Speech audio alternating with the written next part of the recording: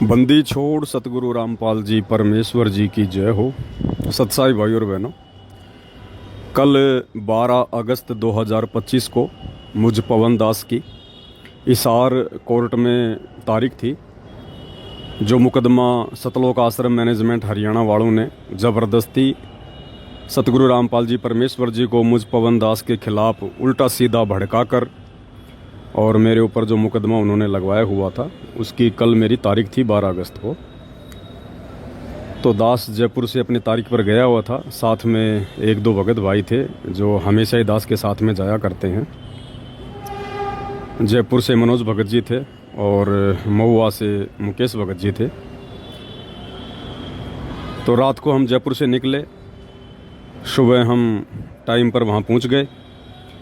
Court में जाने से पहले जेल पड़ती है जहाँ पे परमपिता परमेश्वर जी बैठे हुए हैं। हमने वहाँ गुरुदेव भगवान को दंडवत प्रणाम किया। उसके बाद हम कोर्ट में चले गए। 10 बजे हम कोर्ट में पहुँच गए और जैसे हम कोर्ट में गए तो हमारा जो वकील है, उसका जो मुंशी है, उसने बताया कि ये जो आश्रम वाले हैं ये तुम्हारे साथ में समझौता करना चाहते हैं, कॉम्प्रोमाइज़ करना चाहते हैं ये। तो दास ने उसको मना कर दिया कि भाई मैं कॉम्प्रोमाइज़ नहीं करूँगा, मैं अपनी जगह सही हूँ। कॉम्प्रोमाइज़ वो करे जिसको अपनी गलती का एहसास हुआ हो, जिसने गलत मुकदमा किया हो, गलत जिसने मेरे ऊपर ये गवाहियाँ दी हों, उन लोगों को आवश्यकता है कॉम्प्रोमाइज़ करने की। और कॉम्प्रोमाइज़ भी अगर होना है तो मेरे ऊपर सतगुरु रामपाल जी ने मुकदमा किया है, तो भाई सतगुरु रामपाल जी से मेरी मुलाकात हो तब जाके कोई बात बने। तो दास ने मना कर दिया। मना करने के बाद इनकी आपस में बात हुई होगी, क्योंकि हिसार कोर्ट में जो वकील वगैरह हैं वो सब इन सतलोक आश्रम वालों के ही हैं, झूठ मूठ के भगत भी हैं वो। तो कल जो है गवाही थी जिसमें चांद्राठी जो इनका मीडिया प्रभारी है, जो गवाह है उस मुकदमे में, तो कल उसने मेरे खिलाफ उसने गवाहियाँ देनी थी, लेकिन वो गवाही देने से शायद वो बच रहा है कि ये किसी प्रकार से समझौता कर ले ये पवन दास। तो दास ने मना कर दिया। मना कर दिया तो भाई और बहनों फिर इन्होंने गुंडों की फौज बुला ली। कम से कम 20 भगत इन्होंने बुलाए और उन 20 भगतों का जो मुखिया था वो बसंत सैनी था, गांव गांधरा, जिला रोहतक वाला। हमें इन बातों का नहीं पता था, बाद में पता चला। तो दास को मालूम था कि भाई अब ये लेट करेंगे, जब तक कोर्ट का समय होगा तब तक ये लोग लेट करेंगे। तो हम तीनों भगत भाई वहाँ बैठ गए कोर्ट के सामने और परमात्मा के सुमिरन में ध्यान लगा दिया। 2 घंटे दास ने तो आंखें नहीं खोली, बैठकर बेंच पर परमात्मा का सतनाम का सुमिरन किया। वो भगत भाई भी अपना सुमिरन करने लगे। दास सुमिरन कर रहा था तो लगभग 2 घंटे बाद में दास के सामने आकर किसी ने आवाज़ लगाई कि भाई पवन दास। तो दास ने धीरे से आंखें खोली तो सामने जो है पुलिस वाले खड़े हुए थे। मैंने उनसे सत्साहिब किया, राम राम करी। उन्होंने कहा भाई आपके खिलाफ़ शिकायत है। मैंने कहा जी किस चीज़ की शिकायत है? बोला कि बहादुरगढ़ से मैं आया हूँ, बहादुरगढ़ पुलिस स्टेशन से, और आपने जो परशुराम जी के खिलाफ़ जो कुछ कहे थे, जो शब्द वगैरह, परशुराम की जयंती पर आपने कोई वीडियो बनाया था, उसके खिलाफ़ हमारे पास में शिकायत थी। हम जयपुर भी जाके आए थे, लेकिन जयपुर आप हमें मिल नहीं पाए। 2 दिन हम वहाँ घूमते रहे और अब आपने बहादुरगढ़ कोर्ट में चलना है, वहाँ थाने में चलना आपने। तो मैंने कहा जी चलो कोई दिक्कत नहीं है। मैंने कहा हम ना कोई डकैत हैं ना कोई लुटेरे हैं, कोई दिक्कत नहीं है, आप चलिएगा। और मैंने जो भी कहा मेरे होशो हौस में कहा। तो उन्होंने बताया कि चांद्राठी ने आपके खिलाफ़ मुकदमा करवाया हुआ है ये, और उन्होंने कहा कि हमारी धार्मिक भावनाओं को इसने भड़काया है परशुराम जी के खिलाफ़ बोल के। तो मैंने कहा जी ये चांद्राठी तो जाट समाज से है और परशुराम जी तो ब्राह्मण समाज के देवता हैं, फिर इनकी भावनाएं कैसे भड़क गई? बोला ये हमें नहीं पता। तो मैंने कहा साहब अभी तो मेरी तारीख है, अभी यहाँ मेरी तारीख तो पूरी होने दो, अन्यथा फिर मेरी ये लोग अब्सेंट लगवा देंगे, मेरे खिलाफ़ फिर वारंट निकलवाएंगे। तो उन्होंने कहा ठीक है भाई। और तकरीबन 12 बजे, मतलब 12 बज गए थे, 12 बजे बाद में कोर्ट का लंच हो गया था। तो उन्होंने कहा कि अब आप ऐसा करो, 1 घंटे की कोर्ट की छुट्टी है, तो तब तक हम कहीं साइड वाइड में बैठ कर लिखा पढ़ी कर लेते हैं। मैंने कहा जी चलो। तो पुलिस वालों के साथ में मैं पवन दास और साथ में दोनों भगत भाई हम कोर्ट से बाहर निकल कर आ गए। एक पेट्रोल पंप था, वहाँ पर उन्होंने अपनी गाड़ी खड़ी कर रखी थी। तो दास ने दोनों भगतों को कहा कि भगत जी आप क्या करोगे, मैं इनके साथ में जाता हूँ और कहीं आसपास में बैठकर ये रिपोर्ट वगैरह लिखेंगे, मैं लिखवा देता हूँ, कोई दिक्कत नहीं, अपन तो भगवान भरोसे हैं, चाहे कहीं ले जाओ, कोई ले जाओ, अपने को तो मर्यादा में है, भक्ति कर रहे हैं तो गुरुजी रक्षक हैं। ये कहकर दास ने उन दोनों भगत भाई बहनों को वहीं छोड़ दिया कि तुम जाओ कोर्ट में वापस, और घंटे भर बाद में हम लोग वापस आएंगे, फिर मेरी तारीख लग जाएगी, फिर मैं तो इनके साथ चला जाऊँगा बहादुरगढ़ थाने में, आप लोग अपना जयपुर चले जाना। बोला ठीक है। तो मैं उन पुलिस वालों के साथ में वहाँ से पेट्रोल पंप से निकला और वहाँ पर तकरीबन ये 20 गुंडे सतलोक आश्रम वाले सारनामी वहाँ खड़े हुए थे, सारा सब कुछ देख रहे थे, वो हमारा पीछा कर रहे थे। और जैसे मैं उन पुलिस वालों के साथ में निकला, पीछे से इन्होंने अपने जो भगत जी थे दोनों, जो वापस कोर्ट की तरफ जा रहे थे, उन्होंने कहा कि सत साहिब भगत जी, अब ये भी बेचारे भगत ही थे, अब ये क्या करें बताओ, कोई मालूम थोड़े था इन बातों का कि ऐसे धोखा हो जाएगा। इन्होंने भी किया भाई सत साहिब करते ही उन्होंने इन दोनों को मारना पीटना शुरू कर दिया पेट्रोल पंप पर बुरी तरह से। 8-10 लोग तो मुकेश भगत जी के लग गए, 8-10 लोग मनोज भगत जी के लग गए। रोड पर इनको आड़ा पटक लिया और इनको लात घूंसों से, जूतों से इनको वहाँ मारने लगे बुरी तरह से। बाद में लोगों ने बताया वहाँ चोट के निशान भी हैं इनके पूरे। और फिर बाद में वहाँ पर थोड़ा भीड़ इकट्ठा हुई, तो लोगों ने कहा भाई क्यों मार रहे हो, क्यों पीट रहे हो तुम इनको। तो इन लोगों ने क्या किया था भाई और बहनों, साथ में एक लड़की लेके आए थे। ये वो लड़की कह रही थी कि ये जो है ना, ये मेरे को छेड़ते हैं और काफ़ी समय से मेरे को छेड़ रहे हैं ये दोनों। तो बाकी देखने वाले लोगों ने कहा कि ये भाई देखने में तो ऐसे नहीं लगते बेचारे कि ये तुम्हें छेड़ते होंगे, लेकिन वो तो वो किराए की लड़की पकड़ के लाए थे, या पता नहीं हमारी कोई गुरु बहन होगी जो इन आश्रमों से जुड़ी है।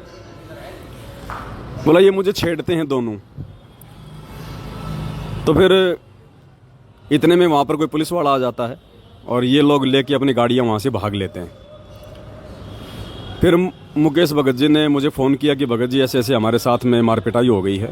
मैंने उस पुलिस वाले को कहा कि भाई देखो ऐसे हम जिनको छोड़ के आए थे वहाँ पेट्रोल पंप पर, उनके साथ मारपिटाई हो गई है। तो वापस आया वो पुलिस वाला मुझे लेके, बोला लिखा पढ़ी बाद में करेंगे। वापस आया तो ये बेचारे लंगड़ाते हुए चल रहे थे। ये वापस भाग गए कोर्ट में डर के मारे कि भाई ये तो नालायक आदमी है, दोबारा मारेंगे ये, इनका कोई दीन धर्म तो है नहीं, खाली नाम है ये भगत और कुछ नहीं है। तो वापस आ गए। फिर इन्होंने सारी राम कहानी बताई कि भगत जी ये पूरा का पूरा जो षड्यंत्र है, ये आपके मर्डर की प्लानिंग थी, ये पूरा षड्यंत्र, क्योंकि आपने सुबह इन लोगों से कॉम्प्रोमाइज़ करने के लिए मना कर दिया था। मना करने के बाद में फिर इन्होंने पूरी ये प्लानिंग रची कि कैसे इसको और जो है इसको फंसाया जाए ताकि ये कोर्ट में ना आए। कोर्ट में नहीं आएगा तो फिर ये जो है गवाहियाँ नहीं होंगी, क्योंकि गवाहियों में फिर गुरुजी को भी आना पड़ेगा। गुरुजी आएंगे तो फिर आमना सामना होगा, फिर कोर्ट में सारे खुलासे होंगे, इनकी पोल पट्टी सामने आएगी। तो ये लोग चाहते हैं कि पवन दास कोर्ट में ना आए। तो फिर इन्होंने वो लड़की लेके आई थी ये, और 20-25 लोग ये आए थे कि लोग अगर पूछेंगे तो कह देंगे साहब ये लड़की छेड़ रहा था, और ये लड़की छेड़ने का मुकदमा इस पवन दास के ऊपर और लगवा देंगे, 4-5 साल के लिए जेल में और चला जाएगा। तो उन्होंने बताया भगत जी पूरा जो षड्यंत्र था ये आपके लिए था ये।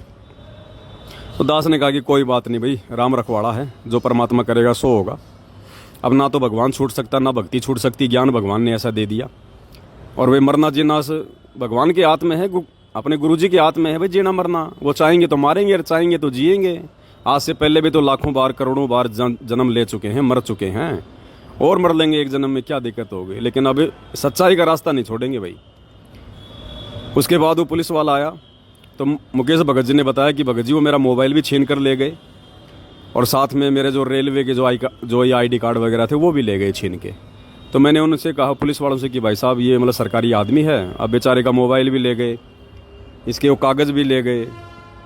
तो उस पुलिस वाले ने फ़ोन किया, फ़ोन करके कहा कि भाई इनका ID कार्ड वगैरह लेके आ जाओ, वरना ये लोग 112 पे ये कॉल करेंगे, तुम्हारे ऊपर मुकदमा होगा।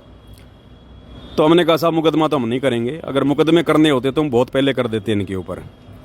इनकी बुद्धि भ्रष्ट है, ये हमारे गुरु भाई हैं लेकिन इनकी बुद्धि भ्रष्ट है, इनकी बुद्धि पे काल बैठा हुआ है। हम मुकदमा नहीं करेंगे, हम तो अपने गुरुजी के वचन पे चलेंगे। आगे आने वाले समय में इनके कर्म इनको देख लेंगे अपने आप। ये खुद ही अपने ऊपर मुकदमे लगा रहे हैं। हम क्या मुकदमे करेंगे इन पे? हम तो हमारे गुरुजी के वचन पे चलेंगे, हम किसी पे मुकदमा नहीं करेंगे। जो तो को काटा बोवे ताको बो तू फूल। उन्होंने कहा भाई चलो कोई बात नहीं। फिर उसने फ़ोन किया उसको चांदराठी को कि भाई तुम्हारे भगत इनका मोबाइल भी छीन ले गए, इनके साथ मारपिटाई भी हुई है, तुम्हारे भक्तों के लक्षण है क्या ये? तो फिर चांदराठी ने उन लोगों को फ़ोन किया होगा। फिर थोड़ी देर बाद में वो बसंत सैनी जो है भगत जी का मोबाइल, वो पर्स वगैरह लेके आया। फिर वो दे के गया। मैंने तो भी अपना तो स्वभाव है, जैसे वो बसंत सैनी आया, क्योंकि जयपुर में वही आया था मुझे मारने के लिए पूरी टीम लेके। तो मैंने कहा साहब ये वही आदमी है जो जयपुर में आया था मुझे मारने के लिए। मैंने तो भाई झुक के उसको हाथ जोड़ के मतलब उसको अपना सत साहब कहा, मालिक का जो विधान है पूरा, अपने लिए तो कोई दुश्मन नहीं, कोई मित्र नहीं है। अब भाई और बहनों, उस बसंत सैनी का, सारनामी का, वो रौद्र रूप देखने को मिला हमारे को वहाँ पर, जिनको दुनिया कहती है भगत हैं, जो इन आश्रमों में पाठ प्रकाश करता है, पाठ प्रकाश पे बैठता है। उस पुलिस वाले के सामने कहा कि इसने तो जान से ख़त्म कराएंगे, इसने हमारा बहुत कुछ बिगाड़ दिया, इसने हमारा जीना आराम कर दिया, इस पवन दास ने, इसने सब कुछ बिगाड़ दिया हमारा खेल सारा। इतना रौद्र रूप धारण कर रखा। पुलिस वाले ने कहा कि तेरे थप्पड़ लागेंगे ज़्यादा, तू आंडी पाक रहे आगे, बुलाऊँ अभी मैं पुलिस? इतना कहते वो ठंडा हो गया, बोला जी देख लो जी, ये तो आपकी मर्जी है। तो मैंने कहा कि भगत जी हम भी भगत ही होंगे छोटे मोटे, ऐसा कोई मारना थोड़ी है कोई भक्तों को। तो बसंत सैनी बोला कि गुरुजी के आदेश है तेरे को मारने के, गुरुजी के आदेश हो रहे हैं कि मार दो उसने। तो पुलिस वाले ने कहा कि ये तो भाई नकली गुरु भी नहीं करवाते ये काम तो, और तुम जो है बाबा रामपाल का नाम लेके कह रहे हो, तो बताओ फिर दुनिया कैसे जुड़ेगी उनसे, कैसे नाम लेगी उनका? मैंने कहा जी इसकी बुद्धि भ्रष्ट है, इसकी समझ में नहीं आएंगी ये बातें। फिर वो चला गया वहाँ से, दे दा के मोबाइल वगैरह। फिर बाद में कोर्ट में दास की उस पुलिस वाले ने तारीख करवाई, तारीख करवा के और फिर हम कोर्ट से बाहर निकले। और फिर ये मुकेश भगत जी, मनोज भगत जी थे, इन्होंने कहा कि भगत जी हम भी आपके साथ ही चलेंगे, हम लोग उधर से निकल लेंगे, यहाँ इनका भरोसा नहीं है, ये हमारे को फिर मार पिटाई करेंगे हमारे साथ में। तो मैंने कहा उनसे, पुलिस वालों से कि भाई आप इनको भी साथ ले चलो। तो कहा ठीक है मैं इनको वहाँ छोड़ दूंगा रोहतक में, रोहतक से निकल लेंगे। तो मुकेश भगत जी को, मनोज भगत जी को उन्होंने रोहतक छोड़ दिया और दास को जो है यहाँ पे बहादुरगढ़ की पुलिस थाने में लेके आ गए। अब हम लोग कोर्ट में जा रहे हैं। अब आगे देखो परमात्मा की मर्जी है भाई और बहनों। वैसे तो इसमें 4 साल की सज़ा है। अब ये कोर्ट में लेके जा रहे हैं। अब आगे अपने गुरुदेव भगवान की रजा, उनकी मर्जी परमात्मा की, परमात्मा फ्री करवाएंगे या फिर जेल भेजेंगे, जैसी परमात्मा की मर्जी। हमने तो उनकी रजा में राजी रहना है। सुमरन अपना कोई छीन नहीं सकता है। मार पिटाई होती है तो अपने कोई कर्म कट रहे हैं। हर तरीके से अपने दोनों हाथों में लड्डू हैं भाई और बहनों। और बस मेरा तो आप सभी भाई बहनों से यही निवेदन है, यही प्रार्थना है। सत का मार्ग है और इस सत के मार्ग में आने वाले समय में ना जाने कैसी कैसी अग्नि परीक्षाएं हमें देनी पड़ेंगी, क्योंकि गुरुजी कहते हैं ना बच्चों तुम्हारी अग्नि परीक्षा है। तो ये सत्सयुगों की अग्नि परीक्षा, आश्रम वालों की नहीं है, वो तो आग के आसपास भी नहीं है। तो ये अग्नि परीक्षा हम सत्सयुगों की चल रही है भाई और बहनों। और किसी भाई बहन ने कोई चिंता करने की जरूरत नहीं है। अगर चिंता करनी है तो केवल गुरुजी के मंत्र की भक्ति की। देखो भाई और बहनों कैसे परमात्मा खेल खेलता है। गुरुजी पल पल साथ हैं। कल अगर वो पुलिस वाला अगर बहादुरगढ़ कोर्ट से मुझे लेने नहीं आता, जबकि मुकदमा हुए तो काफ़ी टाइम हो गया, वो कल ही क्यों आया? क्योंकि कल इन लोगों ने पूरा षड्यंत्र रचा हुआ था मुझ पवन दास को जान से मारने का। पूरा षड्यंत्र कि जान से नहीं मरेगा तो वो लड़की का मुकदमा लगा देंगे, इसको जेल में डालेंगे। मालिक को पता था कि ये मारेंगे इस बच्चे को। परमात्मा ने उस पुलिस वाले को भेज दिया उधर से, दास का सिक्योरिटी गार्ड बना के उस पुलिस वाले को भेजा भगवान ने। वो मुकदमा भाई और बहनों को ऐसे नहीं लगा, परमात्मा ने दया कर रखी है। अगर कल परमात्मा उस पुलिस वाले को ना भेजते तो भाई और बहनों कल ये इस दास को शायद छोड़ते भी नहीं है लोग। इतना विकराल रूप धारण करके पूरा कोर्ट इन्होंने घेर रखा था। और मालिक ने उस पुलिस वाले को भेजा और अपनी गाड़ी में बैठा के मेरे को यहाँ पे बहादुरगढ़ लेके आया।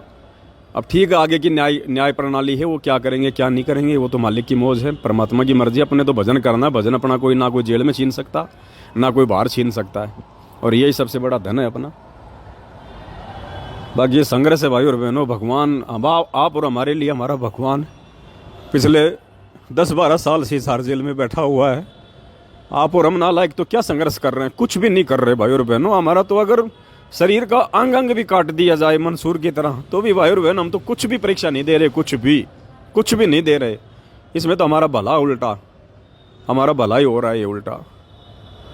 तो आप सभी आत्माओं से प्रार्थना है भाई और बहनों, परमात्मा पे दृढ़ विश्वास रखें। किसी भगत को देख के बिल्कुल भी नहीं चलना है। ये ज्ञान आधार का मार्ग है, परमात्मा ने रास्ता सबको दिखा रखा है। बाकी आपस में मिलजुल के रहो, कोई दिक्कत नहीं है। भगवान का मार्ग है, प्यार प्रेम से रहना है। नफरत मुझदास की इन आश्रम वालों से भी नहीं है, क्योंकि हमने अगर नफरत पाड़ ली तो परमात्मा का विधान टूट जाएगा। फिर एक मित्र एक शत्रु है, भूल पड़ी रे प्राण, यम के नगरी जाएगा शब्द हमारा मान। और कबीर खड़ा बाजार में मांगे सबकी खैर, ना कहूँ से दोस्ती ना कहूँ से बैर। ये भले हमें अपना दुश्मन समझ रहे हैं, कोई दिक्कत नहीं है, समझो, मारो पीटो कुछ भी करो, हमारे बाप को नहीं छोड़ा इस लोक में, हमें कौन छोड़ेगा। लेकिन हमने इनको अपना भाई समझना है, अपना मित्र समझना है। हमारे मन में कोई दोस्त कोई द्वेष इनके प्रति नहीं होना चाहिए, बिल्कुल भूल के भी, नहीं तो फिर हमारा आत्म कल्याण नहीं होगा। और आत्म कल्याण नहीं हुआ फिर क्या फायदा, फिर ये जेल जाने का, मार पिटाई खाने का, ये कष्ट भोगने का, फिर क्या फायदा जब मोक्ष नहीं हुआ। तो जब इतना सब कुछ कर रहे हैं तो आगे भी करेंगे परमात्मा की दया से, भगवान करवाएगा, हिम्मत देगा गुरुजी साथ में तो सब कुछ है भाई और बहनों, कोई दिक्कत नहीं है, मालिक साथ में। बस ये मार्ग ना छोड़ना भाई और बहनों, और कुछ नहीं है। द्वार धनी के पड़े रहो, धक्के धनी के खाओ, सो काल जग जोड़ ही द्वार छोड़ ना जाओ। बस ये छोटा सा संदेशा था। आगे परमात्मा दया करेंगे तो दास आपके सामने उपस्थित होगा मालिक की सेवा में, सतगुरु महिमा में, नहीं तो फिर जेल में करेंगे सतगुरु की महिमा, बैठ के परमात्मा का सुमरण करेंगे। बंदी छोड़ सतगुरु रामपाल जी भगवान की जय हो।